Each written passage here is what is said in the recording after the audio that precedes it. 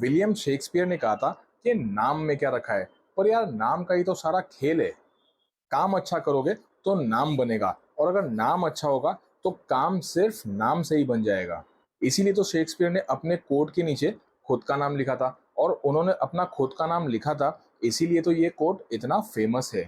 क्योंकि शेक्सपियर बहुत नामचीन थे, वो इतने फेमस नहीं होते तो इस कोट पे किसी का ध्यान नहीं जाता, और ये कोट आज किसी को याद नहीं होता। पिछले वीडियो में मैंने आपको 7 टिप्स बताया था कि 2024 और 2025 के लिए आपको कौन से प्रोडक्ट सिलेक्ट करने चाहिए जिससे आपका बिजनेस अच्छा चलता रहे। आंधी हो या तूफान आ जाए, कोरोना हो या कर्फ्यू लग जाए, बिजनेस चलते रहना चाहिए। ये वीडियो नहीं देखा तो बाद में याद से देख लेना, क्योंकि बिल्कुल ग्राउंड रियलिटीज पर टिप देने वाला हूँ आपको।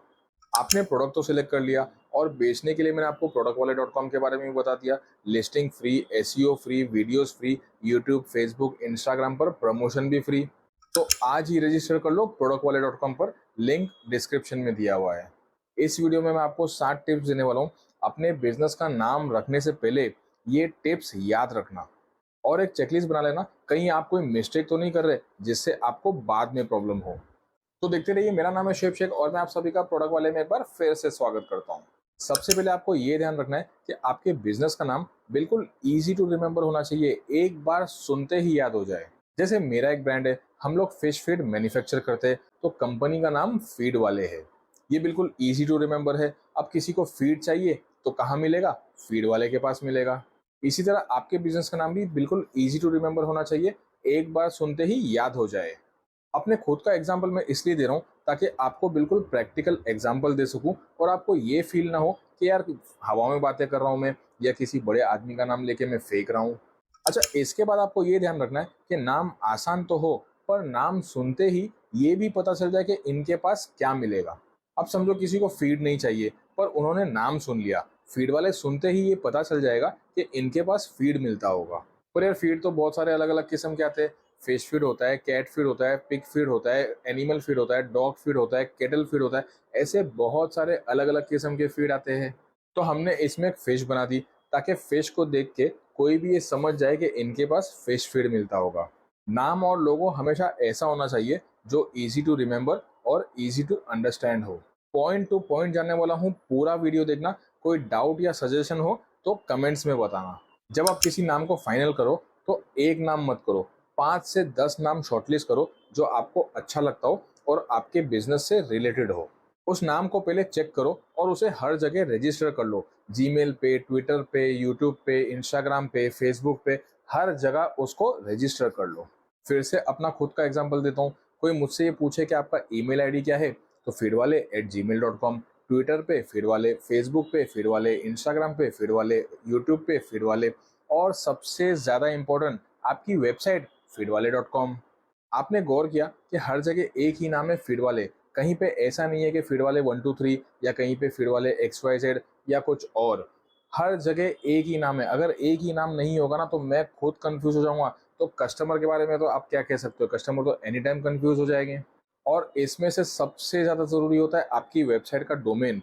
अगर .com वाला डोमेन मिल जाए तो सबसे बेस्ट काम हो जाएगा। पर .com वाला डोमेन बहुत डिफिकल्ट काम होता है। अगर आपको मिल जाए तो पहली फुर्सत में उसे बुक कर लेना। इनकेस ये सब रजिस्टर करने में आपको कोई प्रॉब्लम हो, या किसी और ने ये सब रजिस्टर कर लिया हो, तो आपके पास एक और शॉर्टलिस्ट है जो आपने दूसरे भी नाम शॉर्टलिस्ट करके रखे हो, उसको कंसिडर करो, और उसमें से कोई नाम आपको अवेलेबल होता है तो उसे रजिस्टर कर लो। क्या आपको एक ब्रांड बनाना है, बिजनेस अच्छा चलने लगे तो उसको आगे बढ़ाना है, 1 से 2 ब्रांचेस डालना है, और अगर वो भी अच्छे चलने लगे तो 5, 10, 15, 20 और ब्रांचेस डालने हैं। जब बिजनेस चल पड़ता है ना, तो हर कोई उसे आगे बढ़ाने का सोचता है। पर स्मार्ट बंदे वो नहीं होते जो बिजनेस को आगे बढ़ाने के बाद ट्रेडमार्क रजिस्ट्रेशन करते हैं। स्मार्ट वो होते जो डे 1 पे ट्रेडमार्क रजिस्ट्रेशन पे पूरा ध्यान देते हैं। क्योंकि जब आपका बिजनेस चल पड़ेगा ना, तब ट्रेडमार्क रजिस्ट्रेशन और डिफिकल्ट हो जाएगा, क्योंकि तब तक आपके कॉम्पिटिटर्स आपके नाम का फायदा उठा चुके होंगे। और तब रोके क्या फायदा जब चिड़िया चुग गई खेत। एक एग्जांपल देता हूँ आपको। हम लोग छोटे से थे, उस वक्त रेस्टोरेंट्स बहुत कम हुआ करती थी। कुछ ही गिनी चुनी अच्छी रेस्टोरेंट्स हुआ करती थी, जिनमें से एक थी दिल्ली दरबार। हम अपनी मम्मी पापा के साथ कभी कभी जाया करते थे दिल्ली दरबार में खाना खाने के लिए। उस वक्त वो बहुत नामचीन थी, 3 से 4 ब्रांचेस थे उनके। बहुत अच्छा बिजनेस है दिल्ली दरबार का, उनकी रेपुटेशन भी काफ़ी अच्छी है। सबको पता है कि उस होटल में खाना बहुत अच्छा मिलता है। तो लोगों ने उनका कॉपी करना स्टार्ट कर दिया। फिर हुआ यूँ कि बहुत सारे लोग रेस्टोरेंट्स खोलने लगे और बहुत से लोग उनमें से ऐसे थे जो दिल्ली दरबार नाम रखने लगे। आज हाल ये है कि बॉम्बे में, पुणे में, दिल्ली में, दुबई में बहुत सारी जगहों पे आपको दिल्ली दरबार नाम की रेस्टोरेंट मिल जाएगी। अब इसके जो ओरिजिनल ओनर्स है वो खुश नहीं कर पाए। क्या कर लेते, क्योंकि उनके पास कॉपीराइट या ट्रेडमार्क रजिस्ट्रेशन ऐसा कुछ था ही नहीं। फाइनली ये हुआ कि वो ओरिजिनल दिल्ली दरबार है, ये साबित करने के लिए उनको अपना खुद का नाम चेंज करना पड़ा और आज वो लोग जाफर भाई दिल्ली दरबार लिखते हैं। तो बताओ, जिसने दिल्ली दरबार नाम फेमस किया उसको अपना खुद का नाम चेंज करना पड़ा क्योंकि उसके पास ट्रेडमार्क रजिस्ट्रेशन या कॉपीराइट नहीं था। तो आप ये मिस्टेक कभी मत करना। डे वन पे ही अपने बिजनेस का नाम रजिस्टर, ट्रेडमार्क और कॉपीराइट करवा लेना। क्या आपको ऐसा लग रहा है कि इस वीडियो में दी हुई इन्फॉर्मेशन यूजफुल है? तो इसे लाइक करना और उन लोगों के साथ शेयर करना जिनको ये इन्फॉर्मेशन यूजफुल होगी, और फीड वाले को फॉलो करना क्योंकि मैं ऐसे और भी यूजफुल इन्फॉर्मेशन आप लोगों के लिए लेके आता रहूँगा। ट्रेडमार्क को सक्सेसफुली रजिस्टर करने के लिए आपको एक बात का ध्यान रखना होगा कि जो नाम आप अपने बिजनेस के लिए सिलेक्ट कर रहे हो वो पहले किसी का ना हो, और ये भी देखना होगा कि जिस क्लास का बिजनेस आप कर रहे हो उस क्लास में किसी और का सिमिलर या मिलता जुलता नाम ना हो, वरना आपको रजिस्ट्रेशन में बहुत प्रॉब्लम आएगी। यहाँ पर आपको एक छोटा सा एग्जांपल देता हूँ। जैसे कि नाइकी, ये एक रजिस्टर्ड ट्रेडमार्क है और इनका सब कुछ कॉपीराइट किया हुआ है। तो यहाँ पर आप नाइकी, चाइकी, माइकी, पाइकी ऐसा कोई नाम सिलेक्ट नहीं कर सकते क्योंकि वो रजिस्ट्रेशन के लिए आपको बहुत प्रॉब्लम होगा। और इसके अलावा आप मिलता जुलता नाम जैसे नाइकी फुटवेयर को आपने चाइकी फुटवेयर कर दिया या कुछ और कर दिया, तो ऐसे मिलते जुलते नाम में रजिस्ट्रेशन के वक्त आपको बहुत सारे ऑब्जेक्शंस आएंगे। कॉमन नेम्स को भी अवॉइड करना चाहिए। कॉमन नेम्स आसानी से रजिस्टर नहीं होते, पर अगर आपको कॉमन नेम रजिस्टर करवाना है तो बहुत फाइट करना पड़ेगा और खर्चा बहुत ज़्यादा बढ़ जाता है। जैसे कि फीड एक कॉमन वर्ड है और वाले एक कॉमन वर्ड है, अब दोनों को मिला के फीड वाले भी एक कॉमन वर्ड है। पर मैंने रिस्क उठाया, बहुत फाइट करना पड़ा, बहुत ऑब्जेक्शंस आए, बहुत ज़्यादा खर्चा भी हो गया, पर फाइनली हम जीत गए और फीड वाले एज अ ट्रेडमार्क एक ब्रांड नेम के तौर पे रजिस्टर हो गया।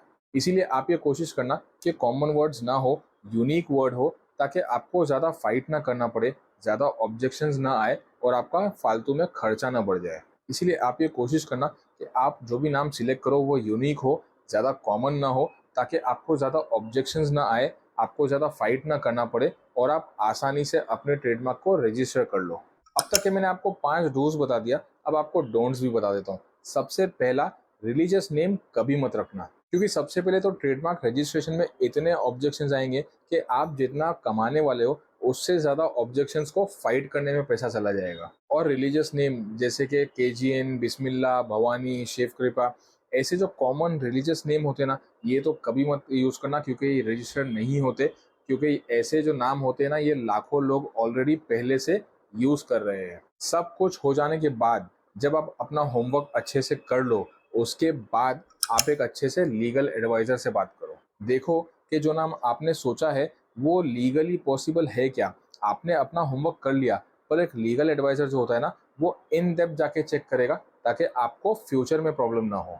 अब यहाँ पर 7 टिप तो हो चुकी है, पर एक 8वीं टिप आपको एज अ रिमाइंडर में दूंगा कि डे 1 पे ही अपने बिजनेस को आगे बढ़ाने वाला काम करो। आपका थोड़ा पैसा जाएगा पर फ्यूचर में प्रॉब्लम नहीं होगा। और हाँ, एक बात ध्यान रखना कि अगर आपको ऑनलाइन सेल करना है तो ऑनलाइन सेल करने के लिए आज की तारीख में आपके पास ट्रेडमार्क रजिस्ट्रेशन सर्टिफिकेट जरूरी है। इसीलिए पहले दिन से ही ट्रेडमार्क पर ध्यान दो, क्योंकि ट्रेडमार्क रजिस्ट्रेशन कंप्लीट होने में लगभग 1 साल के आसपास लग जाता है। और अगर उसमें आपके ऊपर ऑब्जेक्शन आ जाए तो ऑब्जेक्शन क्लियर करने में और 1-2 साल जा सकते हैं। तो टोटल आपको 1 से 2 या 3 साल ट्रेडमार्क रजिस्ट्रेशन में लग सकता है। और याद रहे कि प्रोडक्टवाले.com पर आप अपने ब्रांड के प्रोडक्ट लिस्ट कर सकते हो, हम आपको पूरा सपोर्ट करेंगे। जो मिस्टेक्स मैंने किया है वो मिस्टेक्स आप करके अपना वक्त और पैसे बर्बाद मत करना। आप यहाँ तक देख रहे हो तो एक यूजफुल टिप देता हूँ। गूगल में जाके ट्रेडमार्क सर्च टाइप करना और यहाँ पर जो पहला रिजल्ट आ रहा है जिस पर लिखा हुआ है पब्लिक सर्च, इसे क्लिक करना। इसमें आप चेक कर सकते हो कि आपने जो नाम सोचा है वो अवेलेबल है क्या। अपने लीगल एडवाइजर से बात करने से पहले आपका एक होमवर्क हो जाएगा। बहुत सी अच्छी और यूजफुल टिप्स आप लोगों को देता रहूंगा। वीडियो को लाइक करके प्रोडक्ट वाले को फॉलो कर लेना। वीडियो किसी और के लिए यूजफुल हो तो उसके साथ शेयर कर देना। चैनल को सब्सक्राइब करके बेल आइकन प्रेस कर देना। Thank you.